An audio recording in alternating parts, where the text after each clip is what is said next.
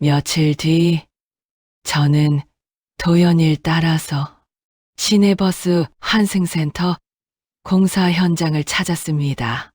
거대한 건물 안쪽 1층 한켠에 작은 상가 칸들이 줄지어 있었습니다. 철근 냄새와 페인트 냄새가 섞인 공기 속에서 사람들은 바쁘게 움직이고 있었죠. 할머니, 이쪽으로 와보세요. 도연이가 멈춰 선 곳에는 아직 간판도 없는 빈 점포 하나가 있었습니다. 유리문에는 파란 보호 필름이 붙어 있었고 안쪽에는 전선들이 천장에서 늘어져 있었습니다. 이 상가가 말씀드린 선물이에요. 뭐라고? 제가 여기 상가 몇 개 분양받으면서요. 한 칸은 처음부터 할머니 생각하면서 잡아둔 거예요. 제 가슴이 쿵 내려앉았습니다. 보증금이나 인테리어 짓기들은 다 제가 해드릴게요. 할머니는 진짜 라면 끓이고 떡볶이만 요리하시면 돼요. 다른 쓸데없는 걱정은 이제 조금 내려놓으셔도 돼요. 저는 말이 나오지 않았습니다. 도연아, 너 지금 장난치는 거 아니지? 이게 한두 푼 하는 선물도 아니고. 할머니, 도연이 제 눈을 똑바로 바라봤습니다. 그날 할머니가 카드 한 번 긁어준 덕분에 우리 엄마 수술 잘 받고 5년 잘 지내시다가 가셨어요. 그 5년 동안 할머니랑 엄마 생각하면서 저 진짜 미친 듯이 일했어요. 엄마가 그러시더라고요. 네가 나 때문에 빚졌다고 생각하지 말고 절대 나 때문이라고 생각하지 말고 그냥 네 인생 하고 싶은 대로 멋지게 살아라. 근데 제가 그 말을 잘 못 지켰나 봐요. 버스 그만두고 택배 상하차부터 다시 시작했어요. 밤에는 운전하고 낮에는 공부하면서 작은 화물차 하나 마련하고 그걸로 동네 배달부터 시작해서 조금씩 거래처 늘리고 기사 1명 늘고 2명 늘고 그러다 보니 이제는 직원만 18명 있는 조그만 물류회사 사장이 됐어요. 간판도 그냥 제 이름 붙였고요. 도연물류. 이 환승센터 상가 입찰 뜨는 거 보고 딱 생각났어요. 아, 할머니 가게 여기 하나 있으면 좋겠다. 할머니가 나 같은 애들이나 심적으로 힘든 사람들 라면 한 그릇씩 먹여 살리셨잖아요. 이제는 제가 할머니를 한번 먹여 살려야죠. 눈물이 뚝 하고 떨어졌습니다. 30년 넘게 혼자 끓이던 라면이었는데 처음으로 누군가와 같이 끓일 수 있을 것 같았습니다. 도연아, 이 바보 같은 놈아, 이걸 내가 어떻게 다 갚냐? 갚으라는 게 아니잖아요. 그냥 우리 둘 다 받은 거 또 돌려주는 은혜 갚는 사람으로 살면 그거로 된 거죠. 도연아, 너 정말 예쁘게 잘 컸구나. 며칠 뒤 도연이의 선물인 가게 인테리어 공사를 시작했고 금방 속도를 내기 시작했습니다. 떡볶이 국물 없는 흰 벽, 반짝이는 타일, 새로 설치된 깔끔한 스테인리스 조리대, 30년 넘게 기름때가 배어 있던 옛 가게와는 전혀 다른 곳이었지만 라면 냄비에 물을 올릴 때 손이 먼저 가는 순서는 예전과 똑같았습니다. 저는 라면 스프를 다 넣지 않고 늘 그랬듯이 간장을 조금 풀었습니다. 버스 기사들 위장을 몇십 년 지켜주던 습관이었죠. 문제는 돈이었습니다. 도연이 아무리 제가 내드릴게요. 안 주셔도 안 갚으셔도 돼요. 라고 말해도 한두 푼 하는 상가도 아니고 그래서 그런지 머릿속에서는 숫자가 줄줄이 올라왔습니다. 혹시 이 애가 나 때문에 나중에 힘들어지면 어떡하지? 내가 짐이 되는 건 아닐까? 야, 도연아, 할머니는 고마운데 이거 너무 큰 돈 아니냐? 할머니, 제가 제일 싫어하는 말이 뭔지 아세요? 뭔데? 나중에. 이 말이에요. 저도 맨날 그랬어요. 엄마, 나중에 돈 좀 더 모이면 바닷가도 데려가 줄게. 엄마, 나중에 시간 나면 같이 영화도 보러 가자. 근데요, 그 나중에가 오지 않더라고요. 엄마가 돌아가시고 나니까 더 이상 나중에라는 말이 쓸 데가 없어요. 도연의 눈이 살짝 붉어졌습니다. 할머니도 나중에 같은 말 이제 그만 쓰셨으면 좋겠어요. 우리 지금 당장 해요, 네? 지금 같이 가게 한 번 더 열어봐요. 그 말에 제 안에서 뭔가 탁 하고 풀리는 소리가 났습니다. 그래, 이 나이에 뭘 또 시작하냐고 나부터 욕했는데 이 애 얼굴을 보니까 한 번쯤 욕 먹어도 괜찮겠단 생각이 들었습니다. 그래, 도연아, 우리 한 번 더 해보자. 그렇게 새 종점 분식 준비가 시작됐습니다. 하루는 인테리어 사장님이 와서 물었습니다. 할머님, 안의 콘셉트는 어떻게 잡으실까요? 요즘은 이런데도 네온 사인 같은 거 많이 쓰거든요. 제가 뭐라 답해야 하나 말문이 막혔을 때 도연이 옆에서 거들었습니다. 그냥 예전 그대로요. 타일도 너무 반짝거리는 것 말고 조금은 옛날 분식집 느낌 나는 걸로 해주세요. 대신 최대한 위생적으로 부탁드릴게요. 그리고 할머니, 그 간판 글씨 있잖아요. 옛날 가게에서 태수 형이 초등학생 때 썼던 그 글씨 사진으로 찍어놨거든요. 그 글씨체로 종점 분식 다시 쓰면 어때요? 제 가슴이 또 한 번 쿡 하고 찔렸습니다. 19살에 잔소리 좀 그만하라며 집을 뛰쳐나가던 아이, 나도 사람답게 좀 살게 해달라고 소리치던 아이, 그 아이가 어린 시절에 문틀에 칼로 쓱쓱 새겨놓던 글씨. 그래, 괜찮겠다. 그래도 미안하다. 태수야, 네 글씨를 빌려 쓰면서도 네 얼굴은 못 보고 있으니 그렇게 새 간판은 옛 추억과 함께 천천히 모양을 갖춰 갔습니다.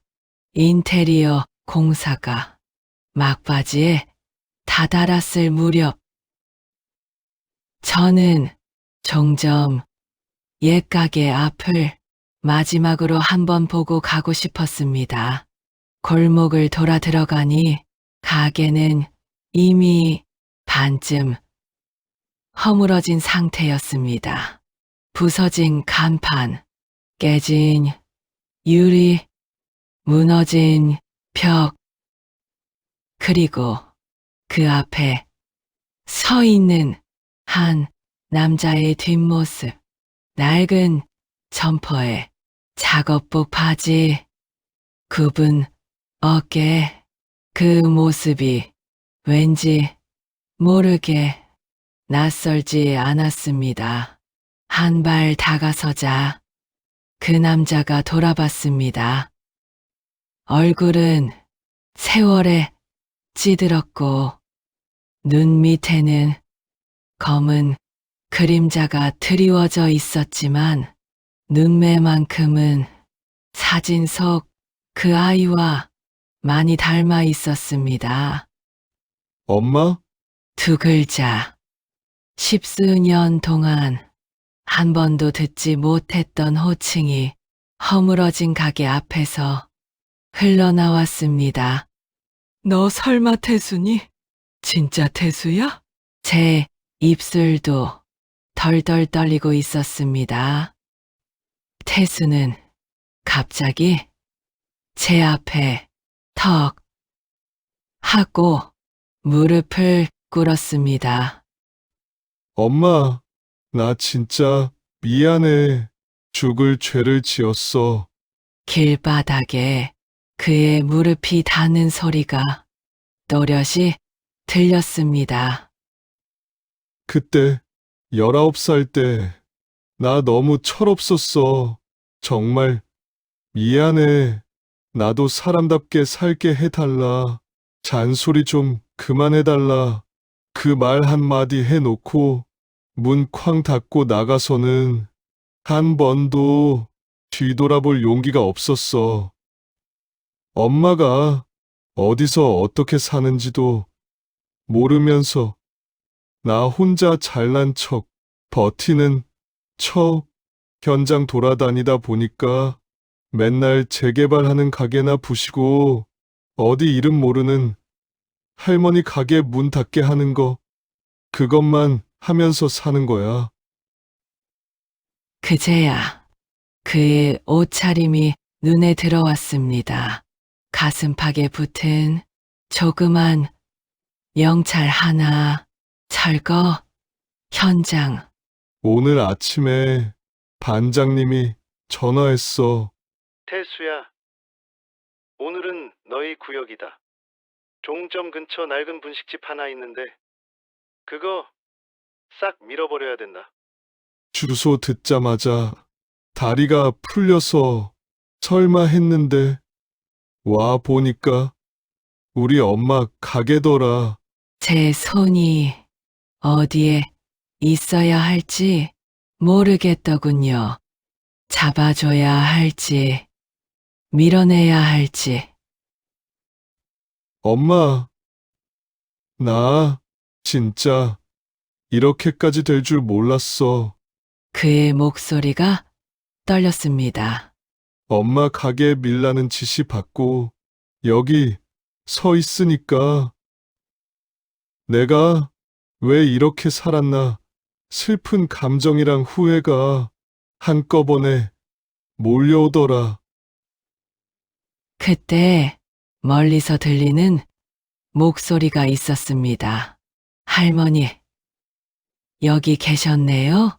뒤돌아보니 도연이가 서 있었습니다. 그리고 그 옆에서 무릎 꿇고 있는 남자를 보고 도연이의 눈이 동그래졌습니다. 설마, 태수 형. 저는 놀라서 도연이를 바라봤습니다. 너 태수 얼굴을 어떻게 알아? 아, 네. 예전에 버스 기사 할 때요. 현장 인부들 태우고 다니다가 형이랑 몇 번 봤어요.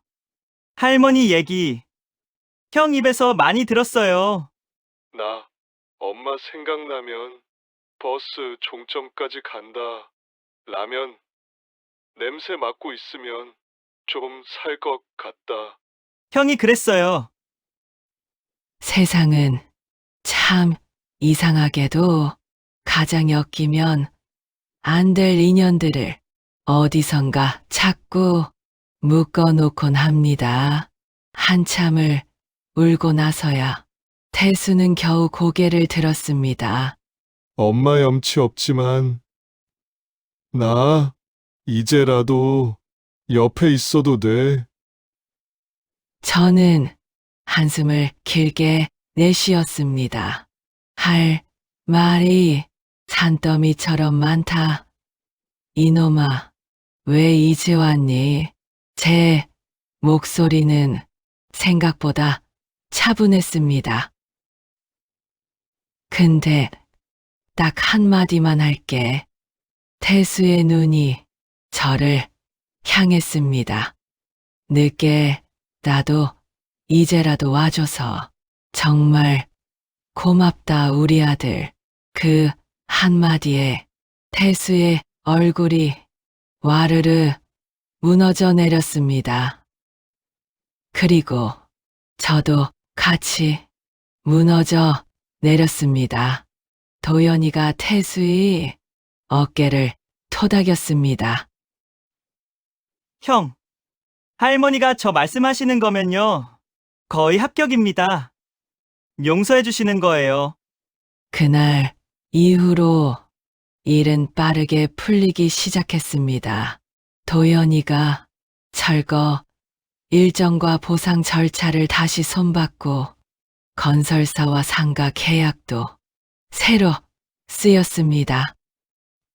태수는 철거 현장을 그만두고 도연이 물류회사에서 새로 일을 배우기 시작했습니다. 새벽마다 트럭 적재함에 올라타 미끄러운 철판 위에서 짐을 내리고 싣고 납품서, 세금 계산서 등 서류를 배우고 팔레트를 옮기는 지게차도 배우고 태수형 형 어렸을 때 학교 다닐 때 성적 어땠어? 공부 못했지? 도연이가 놀리듯 물으면 태수는 툭 대꾸했습니다. 나 공부는 개판이었지. 근데 확실히 공부보단 몸으로 때우는 건 좀 자신 있었어. 둘이 툭탁거리며 일하는 소식을 가게에서 전해 들을 때마다 저는 벼룩시장 구인 광고를 보는 것처럼 이상하게 벅찬 기분이 들었습니다. 내 아들이 이제야 사람들 속으로 다시 섞이는구나. 새 점포의 간판이 드디어 달리는 날이 왔습니다. 하얀 간판 위에 검은 글씨, 종점 분식, 그 아래 작게 적힌 한 줄. 이 자리를 지켜준 모든 손님께 감사드립니다. 그 문장을 본 순간 30년 동안 이 가게를 거쳐간 얼굴들이 한꺼번에 떠올랐습니다. 잠을 깨우던 첫 차 기사, 시험을 보러 가는 학생, 야간 근무 나가는 간호사, 퇴근길에 숙취 달래러 오던 아저씨들, 그 사람들의 하루 끝과 시작이 이 작은 분식집을 얼마나 많이 스쳐갔는지. 가게 문을 여는 첫날, 도연이가 웃으면서 말했습니다. 할머니, 이제는 라면값 좀 올리셔도 되죠? 여기 월세도 비싼 좋은 상권인데. 도연아, 라면값 올리는 게 쉬운 일이 아니야. 버스 기사들이랑 학생들 오면 또 깎아줘야 해. 도연이는 어쩔 수 없다는 듯 웃었습니다. 그러니까 할머니 장사가 맨날 손해만 보시고 남는 것도 없으시죠?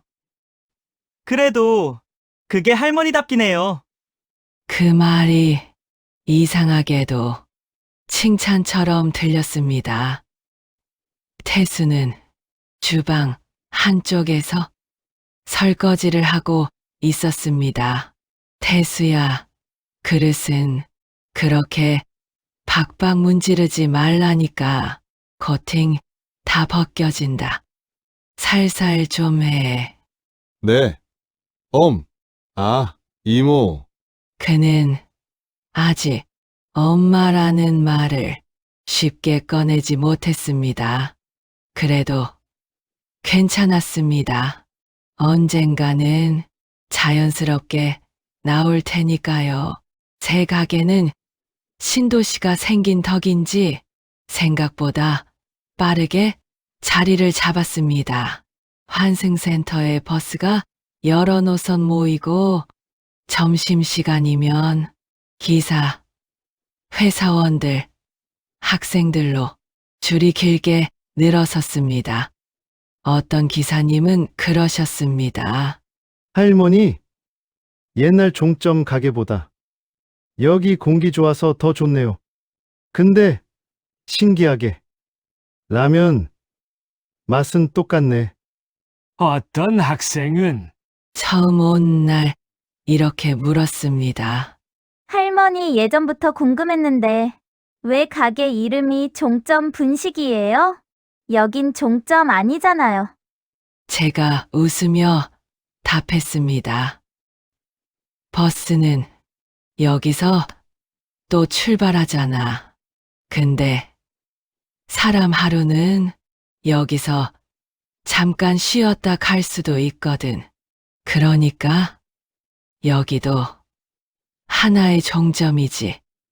언제부턴가 손님들 사이에서 이런 말이 돌아다니기 시작했습니다. 인생이 힘들면 종점 분식에 들려 라면 하나를 시키자. 몇 달 뒤 도연이가 두툼한 서류철을 들고 가게로 들어왔습니다. 할머니, 잠깐 시간 되세요? 손님 좀 빠지면 얘기하자. 지금은 떡볶이 불부터 줄여야 돼.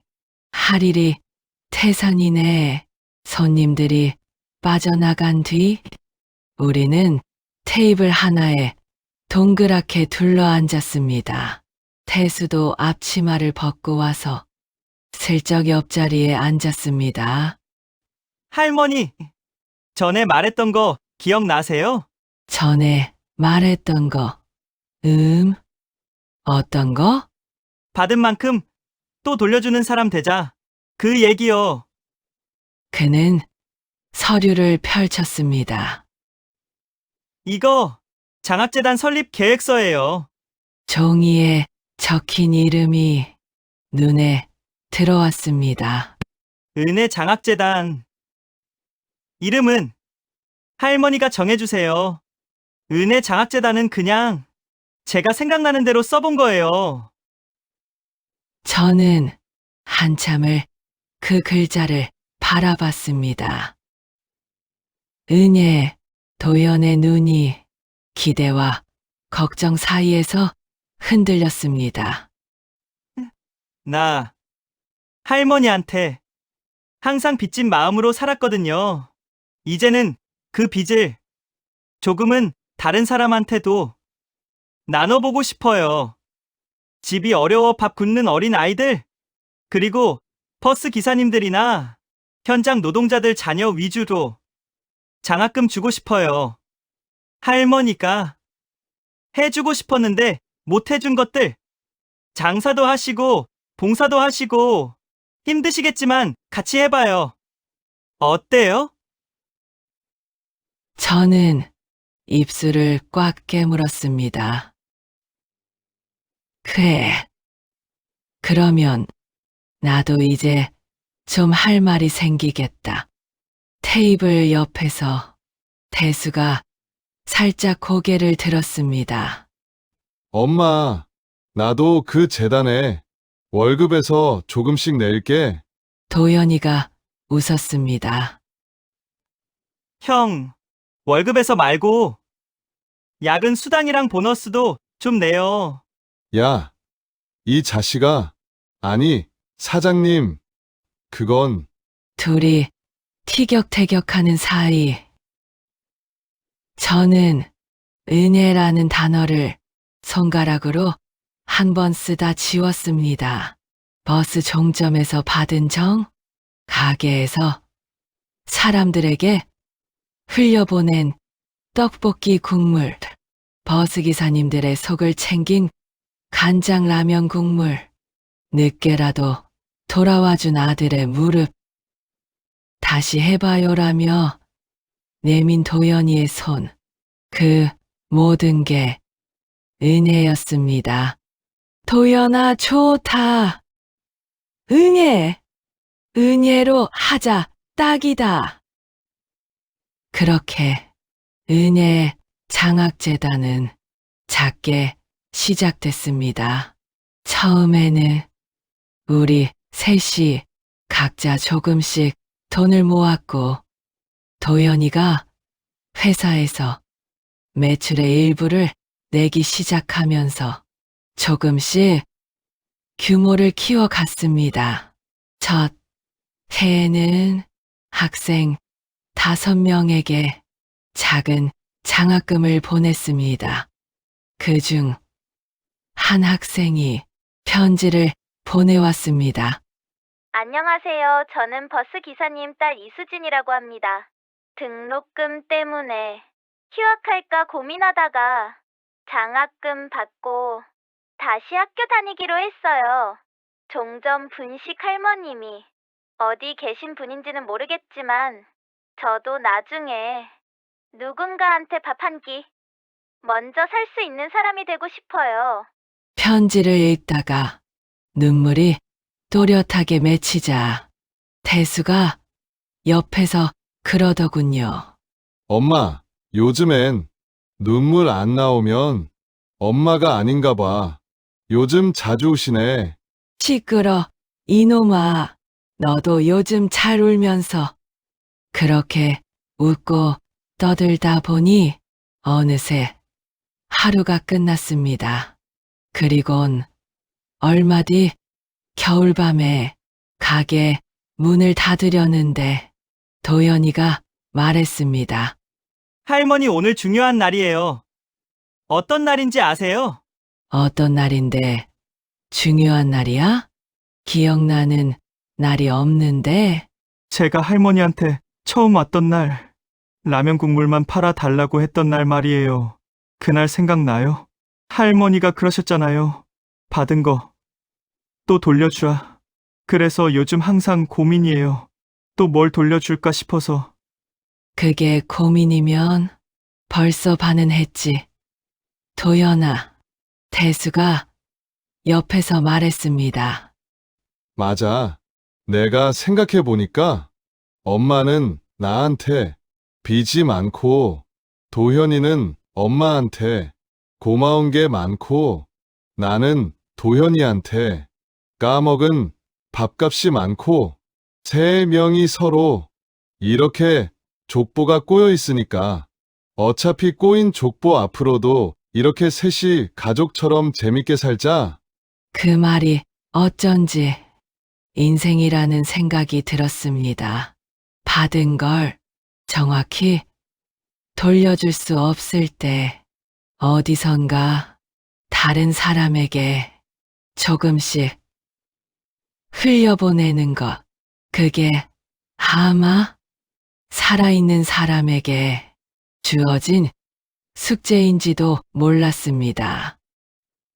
혹시 지금 이 이야기를 듣고 있는 당신 마음에도 한 사람 얼굴이 살짝 떠오르지 않나요?